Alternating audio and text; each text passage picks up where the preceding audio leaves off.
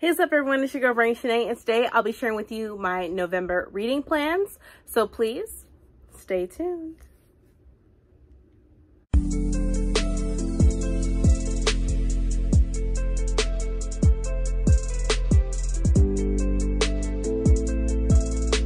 And I am back, and also if you're new to my channel, welcome. If not, welcome back. So like I said before, I'll be sharing with you my November reading plans. Now, if you've seen other videos, now you know I did a TBR for Black Weenathon, but other than that, I do not do TBRs due to the fact that I change my mind all the time. So like I do reading plans because plans tend to change. So there might be a book that I might say, yeah, these are part of my reading plans, and then you don't see it in my wrap up because I had replaced it with another book. So that is my reasoning for that. And also I'm a mood reader, so it happens.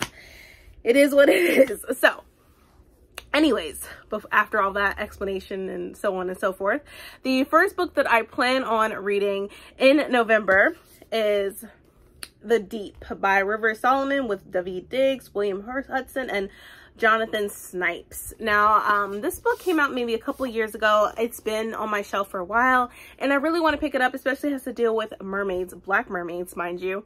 So, yeah, and I think the cover also got to me.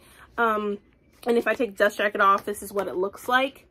But I know it has the, this is the hardcover edition, and I know there's a paperback edition where it's very colorful.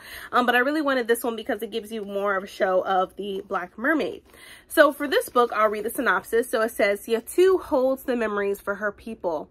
Her people, the Wajaroo, I hope I'm saying that right, the Wajaroo. I hope I'm saying that correctly. So it says, water-dwelling descendants of pregnant African slave women thrown overboard by slavers live idyllic lives in the deep. Their past, too traumatic to be remembered regularly, is forgotten by everyone, save the historian. Yatu remembers for all the Wajaroo, and the memories, painful and wonderful, traumatic and terrible and miraculous, are destroying her.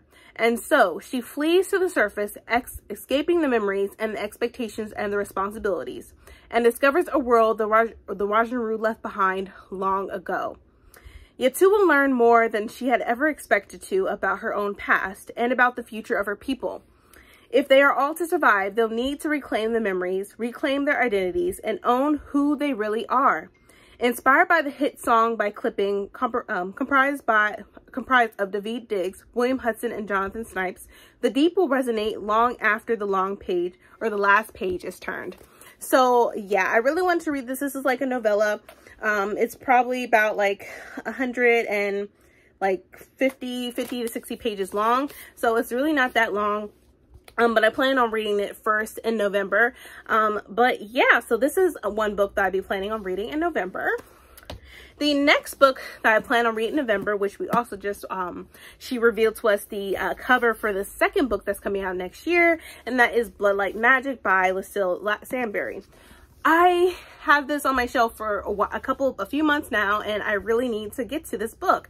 Now, mind you, it is a huge, chunky book, but that's okay. I'm still going to read it. I heard great things about it.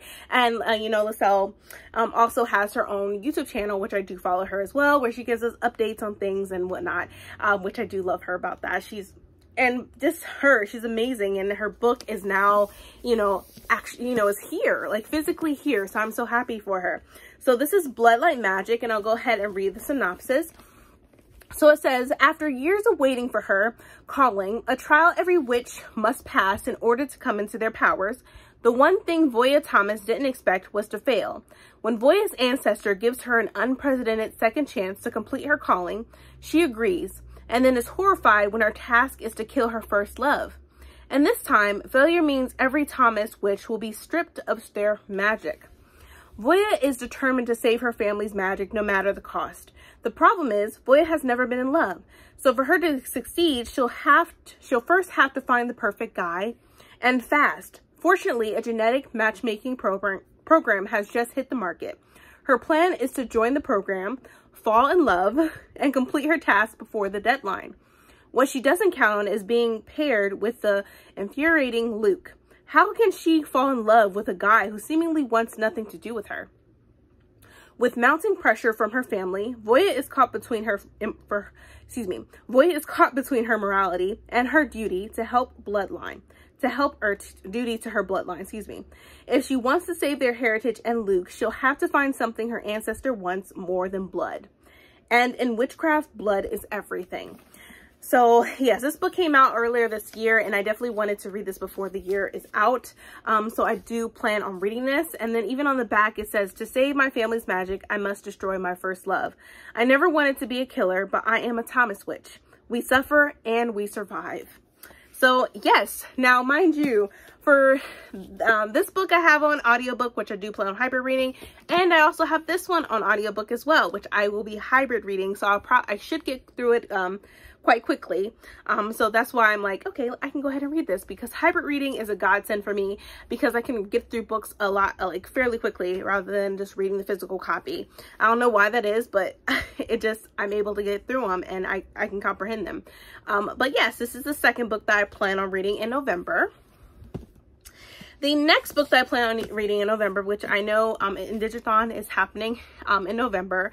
I was thinking about doing a TBR for it, but I have so many things that I'm trying to do already, but I still wanted to acknowledge that, and by also reading Black Sun by Rebecca Roanhorse. I've been wanting to read this for a while, and I feel like this is the good time, especially the perfect month to read this.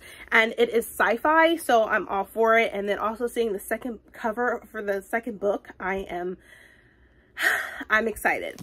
So for this book, it says, let's see. It says, Book 1 of the Between Earth and Sky trilogy, inspired by the civilizations of the pre-Columbian Americas and woven into a tale of celestial prophecies, political intrigue, and forbidden magic. A god will return when the earth and sky converge under the black sun. In the holy city of Tova, the winter solstice is usually a time for celebration and renewal, but this year it coincides with a solar eclipse, a rare celestial event prescribed by the sun priest as an unbalancing of the world. Meanwhile, a ship launches from a distant city bound for Tova and set to arrive on the solstice. The captain of the ship, Zealia, is a disgraced teak whose song can calm the waters around her as easily as it can warp a man's mind. Her ship carries one passenger. Described as harmless, the passenger, Serapio, is a young man, blind, scarred, and cloaked in destiny. As Ixolia, hopefully I'm saying that right, well knows, when a man is described as harmless, he usually ends up being a villain. Crafted with unforgettable characters, Rebecca Roanhorse's epic adventure exploring the decadence of power amidst the weight of history and the struggle of individuals swimming against the confines of society and their broken past is the most original series debut of the decade. And then we have a beautiful map that looks it's stunning. Like, I love this. So I'm definitely looking forward to reading this. Like, I love sci-fi, and you know, them being on a ship and everything, like, it sounds perfect for me, a perfect read. So I'll also be reading this in November, and I also have the audiobook for hybrid reading. And the next book that everybody has loved, Erica from The Broken Spine loved it, Ashley from The Bookish Realm loved it, everybody that I've known has loved it, and I haven't read it yet. And I'm going to read it next month, and that is Amari and the Night Brothers by B.B. Alston. So for this book, it says, Amari Peters has never stopped believing her missing brother, Quentin, is alive. Not even when the police told her otherwise, or when she got in trouble for standing up to bullies who said he was gone for good. So when she finds a ticking briefcase in his closet containing a nomination for a summer tryout at the Bureau of Supernatural Affairs, she's certain the secretive organization holds the key to locating Quentin. If only she can wrap her head around the idea of magicians, fairies, aliens, and other supernatural creatures all being real. Now she must compete for a spot against kids who've known about magic their whole lives. No matter how hard she tries, Amari can't seem to escape their intense scrutiny and doubt, especially once her own supernaturally enhanced talent is deemed illegal. With an evil magician threatening the supernatural world and her classmates thinking she's an enemy, Amari has never felt more alone. But if she doesn't stick it out and pass the tryouts, she may never find out what happened to Quentin. So sounds really good. I do like this a lot. It talks about trying to find her brother Quentin. And also I have the audiobook for this one too. So I do plan on hybrid reading this. But yeah, like, I don't know. I have a lot of audiobooks I have like pretty much gathered up throughout the months. And you know, this is the perfect time to read all the books I've been planning on reading for a very, very long time. So this is the next book that I plan on reading in November. Now, the following book, which actually comes out November the 2nd, is one of my anticipated reads of the year. I've been looking forward to it. It has Black mermaids in it. So I definitely could not pass this up. Yes, it's a new release, and yes, it comes out beginning of November, but who cares? I'm still gonna read it once it comes out on release day, and that is Skin of the Sea by Natasha Bowen. As you can see, the cover is beautiful. I love it so, so much. It's stunning. It's everything. So for the synopsis for this book, it says, an unforgettable fantasy debut inspired by West African mythology. This is Children of Blood and Bone meets The Little Mermaid, in which a mermaid takes on the gods themselves. A way to survive, a way to serve, a way to save.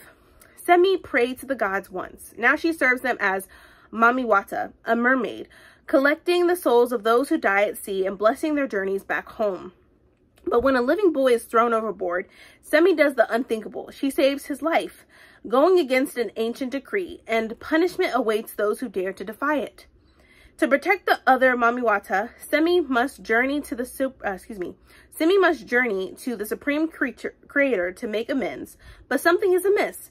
There's the boy she rescued, who knows more than he should, and something is shadowing Semi, something that would rather see her fail. Danger lurks at every turn, and as Semi draws closer, she must brave vengeful gods, treacherous lands, and legendary creatures. Because if she doesn't, then she risks not only the fate of all Mamiwata, but also the world as she knows it. So Semi sounds like a cool girl, cool character, which I'm so excited to read. It sounds very, like it really does. It's like The Little Mermaid and Children of Blood and Bone. So, I mean, that's a good blurb, you know, for people to read it, because I'm already intrigued even with just the cover alone. And the mermaid is black. So that's like really the only thing that's got me wanting to read this book, because the cover is divine and it's beautiful. It's gorgeous. So I do plan on reading Skin of the Sea, like literally, probably after my first read, I'll probably read that book as my second book to read in November. And then the next book that I do plan on reading is Gilded by Marissa Meyer. She has written a lot of books like the Renegades series, the Lunar Chronicles, Heartless. She has written a lot of books, and she's getting right back into the fantasy fairy tale world, which I'm so excited for. And the cover is intriguing and it is beautiful. So for this book, it says, Marissa Meyer, the #1 New York Times bestselling author, returns to the fairy tale world with this haunting retelling of Rumpelstiltskin. Long ago, cursed by the god of lies, a poor miller's daughter has developed a talent for spinning stories that are fantastical and spellbinding and entirely untrue. Or so everyone believes. When one of Serelda's outlandish tales draws the attention of the sinister Elkling and his undead hunters, she finds herself swept away into a grim world where ghouls and phantoms prowl the earth and hollow-eyed ravens track her every move. The king orders Serelda to complete the impossible task of spinning straw into gold, or be killed for telling falsehoods. In her desperation, Serelda unwittingly summons a mysterious boy to her aid. He agrees to help her for a price. Love isn't meant to be part of the bargain. Soon, Serelda realizes that there is more than one secret hidden in the castle walls, including an ancient curse that must be broken if she hopes to end the tyranny of the king and his wild hunt forever. So, fairy tales. Like I said, I'm enthralled with fairy tales and stuff. I really do like Marissa Meyer's writing. I just find it, like, I really love the Lunar Chronicles. I love Cinder, I love Crest, I love Scarlet, I love Winter. I love every single one of those characters. So, yeah, it's definitely one of my anticipated reads. Just like Skin of the Sea is one of my anticipated reads of the year. Let me know what your thoughts are about about it. Like, are you excited as I am? Have you read the Little Chronicles? Have you read all of her books? Have you read her, you know, her Alice in Wonderland sort of retelling book called Heartless, which I did love Heartless so much. It was very good. But let me know your thoughts down below. But I'm super excited for this book, and I cannot wait to get it on release day. And then last but not least, I have the last and final book of the Broken Earth trilogy by excuse me, by N.K. Jemisin. I've been reading it, and we've been having a live show with Beautifully Bookish Bethany, Ingrid, Laura, Heather, and I have been doing live since September. So we read the first book in September, I can't talk right now. We read the first book in September, and then we just read the second book, The Obelisk Gate, in last month in October. Now we're going to be reading The Stone Sky, which is the last book, and I'm so excited because I want to know what happens to Nasoon and Esun, Hoa, Shafa, everybody. I just want to know what happens next. And of course, here's the cover right here if you want to, if you don't know what I'm talking about, here's the cover for a visual.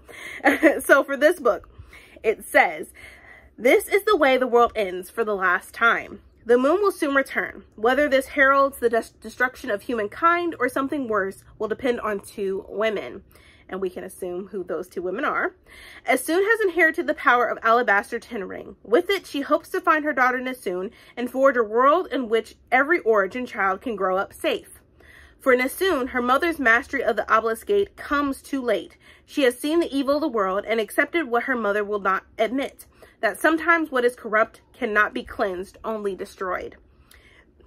The remarkable conclusion to the post-apocalyptic and highly acclaimed trilogy that began with the multi-award nominated the fifth season.